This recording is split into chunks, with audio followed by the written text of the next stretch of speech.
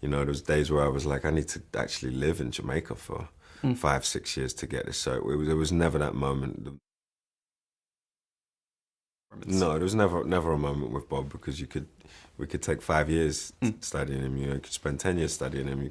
You know, there was days where I was like, I need to actually live in Jamaica for 5, 6 years to get this. So it was never that moment. The moment really was, oh, I'm going to need a lot of help, and I'm going to need a system set up that's in place all the way through shooting, that involves everyone in this process, because there was a day where I don't have enough time to take everything in. So the language and the music. So the collaboration with the family and Bob's friends and all of the Jamaican cast who flew into London on the first few days, everything became a discussion, and everything became, it was a group thing. It really was. It wasn't like anything I've ever done before in that way.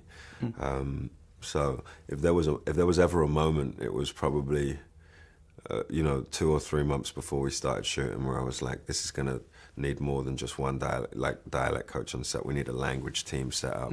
We need Jamaican experts everywhere. We need to make sure that we're nailing every moment. So we did. You know, I've never been on something where I felt the need to double, triple, quadruple check everything. How Bob spoke was different to just Jamaican patois, you know, so there was a lot of different things. And he had the it factor. You know, when you watch a tape, you're immediately like, oh, like, you know, your ears perk up, and there was something about his tape that was definitely did that from frame one, even where he held the camera, you know, 3/4, and it was smart. It was smart. He didn't just pull an interview off the internet and mimic it. He had an interpretation of Bob.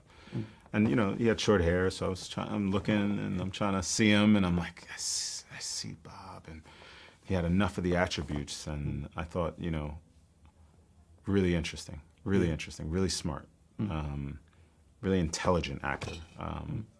And so I thought, okay, I want to meet this guy. I want to see what he's been a part of. And then I realized, oh, I had seen him in a couple things, and he had disappeared in those roles, chameleon.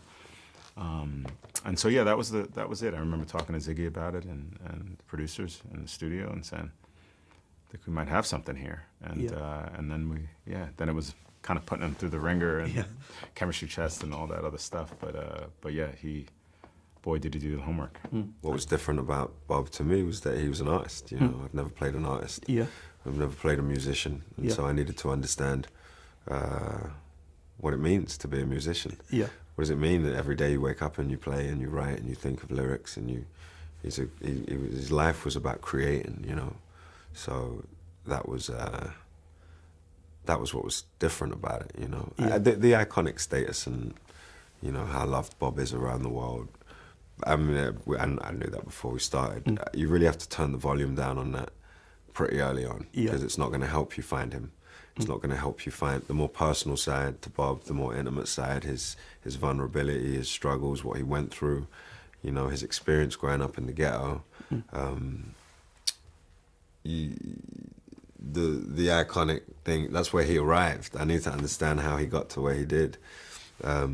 So there's always pressure. You need it. Pressure's a privilege.